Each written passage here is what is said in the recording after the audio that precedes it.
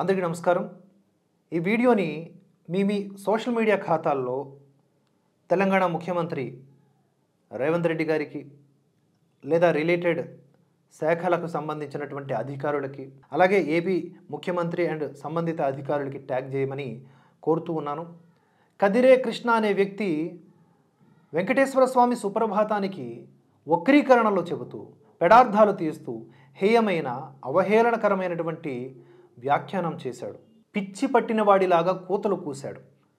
ఇలాంటి వాళ్ళందరూ పేట్రేగిపోతున్నా భావప్రకటన స్వేచ్ఛ పేరుతో వదిలేస్తున్నటువంటి వైనం కేవలం హిందువులకు సంబంధించిన విషయాల్లోనే చూస్తున్నాం. ఇలాంటి వ్యాఖ్యలే ఇతర మత గ్రంథాలపై చేస్తే గంటల్లో అరెస్టులైపోతారు, రిమాండులు విధిస్తారు, ఎప్పటికీ బయటికి రానే రారు. ఏదో పెద్ద స్థాయిలో ప్రొటెస్ట్ చేయబడితే తప్ప ఈ బైరి నరేష్ లాగా లోపలికి వెళ్ళరు. బైరి నరేష్ కావచ్చు, రేంజర్ల రాజేషు, సోకాళ్ళు మేధావులందరూ కూడా రకరకాల పేరిట వీళ్ళందరూ పేటరేగిపోతూ ఉంటారు. వీళ్ళు సనాతన ధర్మం పట్ల ఏమాత్రం గౌరవ భావన విశ్వాసం కలిగి ఉండరు, కానీ దానిపైన వ్యాఖ్యానాలు చేస్తారు. అన్నీ కూడా వక్రీకరణలే. ఏ మ్యాక్స్ మెకాలే బుక్స్ చదివారు, ఏ ఎర్ర పుస్తకాలు చదివారు మనకు అనవసరం, అది వారి వ్యక్తిగతం. కానీ పక్కవాడి విశ్వాసము, వాడి యొక్క ఆలోచనల్ని గౌరవించాలి. మనకిష్టం లేకపోయినా వాటిని దుయ్యబట్టకూడదు, వాళ్ళ మనస్సు బాధ పెట్టకూడదు అనే కనీస సంస్కారం లేని ఇలాంటి హీనులందరినీ కూడా తప్పకుండా అరెస్టు చేయాలని నేను ఈ సందర్భంగా కోరుతా ఉన్నాను. లేదంటే ఈ అనారోగ్యకరమైనటువంటి వాతావరణం శాంతి భద్రతలకు విఘాతం కలిగించే దిశగా కూడా వెళ్ళవచ్చు. ఏం మాట్లాడాడో ఒకసారి చూడండి. కమలాకాంత త్రైలోక్యం మంగళం కురు. పండుకున్న ఎంకన్నా కొంచెం లే లే లే అంటే ఇల్లు ఏమంటే లేస్తాడు, పండుకోమంటే పండుకుంటాడు. ఉనే కాడు ఉనే భగవాన్ అవునా? పండుకుంటే పండుకోమంటే పండుకుంటాడు, లేమంటే లేచాడంటే దేవుడు అవుతాడు, పనికి మనోడు అవుతాడు. అదే సాయంత్రం సుప్రభాతం అంటే ఏందనుకుంటారు మీరు? ఏది అర్థం? అదే దానికి అర్థం. కమలాకుచ చూచుక కుంకుమతో నియతారు నితాతుల నీలతను విజయీ భవ వెంకట శైలపతే. అయ్యా స్వామి, నువ్వు ఆదమనిషి నిద్రపోయి వండుకున్నావు, రాత్రి లేట్ అయిందేమో, జరలే తవ సుప్రభాతం. పొద్దుముకల మళ్ళా వండబెడతారు, పొద్దుముకల్లో తొట్టెళ్ళేస్తాడు, పొద్దుగాల లేపి కూర్చోబెడతాడు. ఏమి బాగుపడితే అలా దేవుడు అంటే ఏమన్నా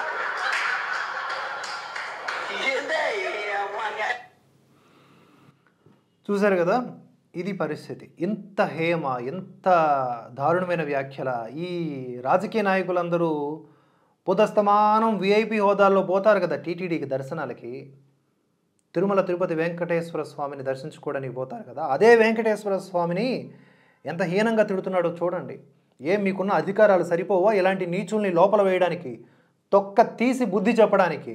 వీడు చేసినటువంటి ప్రతిదానికి మనం సహేతుకమైన వివరణ ఇవ్వచ్చు, కానీ ఎంతమందికని ఇస్తాం? ప్రతి ఒక్కడు వచ్చి బురద చల్లేయడం, మనం కడుక్కోవడం, ఇదేనా? ఈ దేశంలో హిందువుల మీద ఎందుకు ఇంత దాడి జరుగుతూ ఉంది? దీన్ని ఎందుకు ఆపట్లేదు?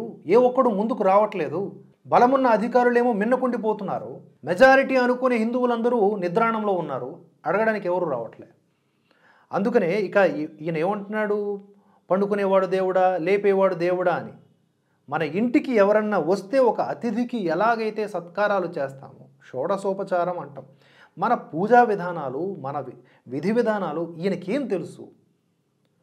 మన సనాతన ధర్మంలో, మన భగవద్గీతలో ఒక్క అధ్యాయం ఇలాంటి వాడు అర్థం చేసుకోవాలంటే కోటి జన్మలెత్తాలి.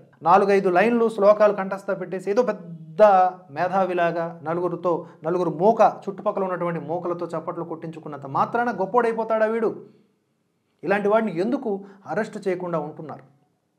మన వెంకటేశ్వర స్వామిని మనం భక్తిభావంతో మనం నివేదించుకునేటటువంటి ఆ విధానాన్ని వెక్కిరించడానికి వీడెవడు? ఆ ఎక్స్ప్రెషన్స్ కూడా మీరు గమనించండి, ఎంత దారుణంగా మాట్లాడుతున్నాడు.